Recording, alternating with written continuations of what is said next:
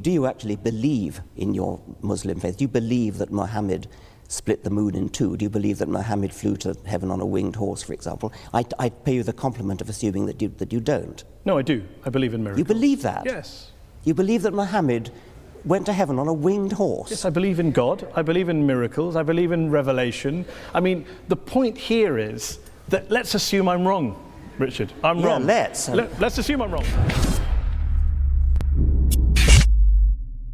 Bismillah ar-Rahman ar-Rahim. Assalamu alaikum wa rahmatullahi wa barakatuh.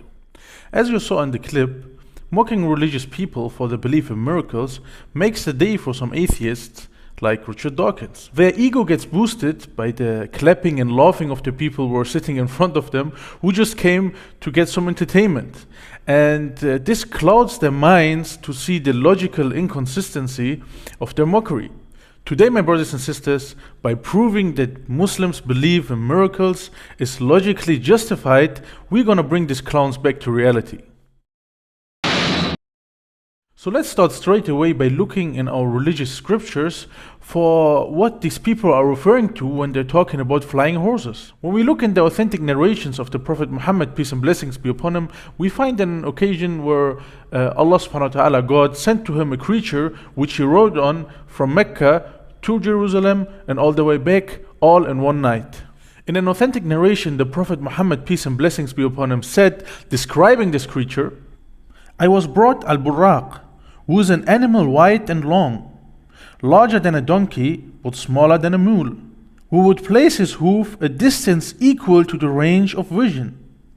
I mounted it and came to Bayt al-Maqdis. The first thing we notice when we look at this narration is that it's not talking about a flying horse. This creature doesn't resemble a flying horse at all. No talk of wings, no talk of flying at all. And it wouldn't make any difference even if it would be a flying horse. But what I want to say is that smart acting people like Richard Dawkins should get the facts straight before mocking religious people. But if you go on reading in the narrations related to this story, we find something very interesting, and that's that people like Richard Dawkins, who act smart and use religious people's belief in miracles to mock them and to act as if they discovered the best argument against religion, that these people are nothing new. In fact, they came to the companions of the Prophet, peace and blessings be upon him, on this same occasion we are talking about. In fact, just the next morning when the Prophet, peace and blessings be upon him, rode Al-Burraq, disbelievers came to the believers and started mocking them for believing in or following a prophet that claims that he went to Jerusalem and back in only one night. One of these believers they went to was Abu Bakr. And Abu Bakr, as we Muslims know, is the best companion of the Prophet Muhammad, peace and blessings be upon him. So let's look what happened.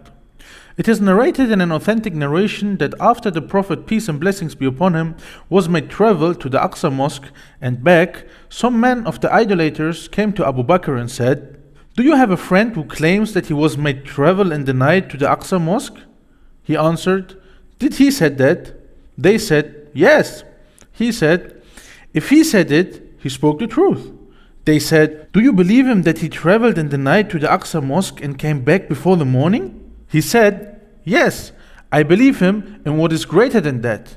I believe him in getting revelation from the heavens. By looking at this narration, we find that Abu Bakr radiallahu anhu, may Allah be pleased with him, didn't just blindly believe in this miracle, but instead he used a logical, consistent methodology to approve it. So let's break this methodology he used down to make it easier to understand. The first pillar of this methodology is that Muslims believe in an all-knowing and all-powerful God. Their belief in this God is based upon previously attained clear-cut evidence, objective evidence. We're not going to discuss this evidence here since it's not our topic, but I will make sure to put some content about this in the description box below. The second pillar of this methodology is that Muslims believe that Muhammad, peace and blessings be upon him, is the truthful messenger of this all-knowing and all-powerful God. Again, they believe in him being the truthful messenger based on previously attained objective evidence, various types of evidence, clear-cut evidence. And again, it's not our topic to discuss these evidences here, but I will make sure to provide you with some content in the description box below. So looking at these two pillars we just mentioned, that Muslims are basing their approval of these stories on, the only thing that matters to us to accept such kind of stories is the same question Abu Bakr radiallahu anhu asked when he said, did he said that?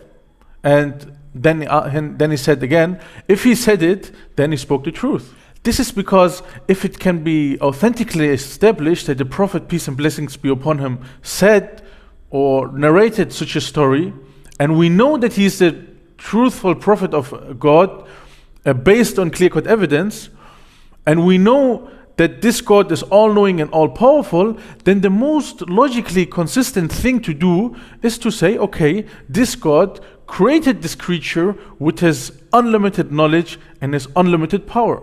Further, based on the two pillars we mentioned earlier that we Muslims believe in, it would be logically inconsistent and contradictional to these pillars if you would deny God's ability to create such a creature. I mean, come on. It would be like saying, okay, we believe that God is all-powerful and all-knowledgeable, but he cannot split the moon or create a flying horse. To be honest with you, since we are not logically inconsistent people like some atheists, this makes no sense for us. I would like to emphasize here that our belief in Islam is not based on blind faith in miraculous stories. In fact, our belief in some miraculous stories that were authentically narrated related to the Prophet Muhammad, peace and blessings be upon him, this belief is based on our belief in Islam that we have established upon clear-cut evidence. So when atheist clowns like Richard Dawkins want to mock us for our beliefs in miracles, the thing they have to do is to wrestle with the premises we are basing this belief on. They have to wrestle with our evidence we have which we establish with the existence of an all-knowing and all-powerful God, and the evidence we have which we establish with that Muhammad, peace and blessings be upon him, was his truthful messenger. But since it's obvious that by watching Richard Dawkins or reading his books like The God Delusion or his other books, that his main argument, his biggest argument he uses against religion is who created God, which clearly shows us that he didn't even understand what we said and what our concept of God is.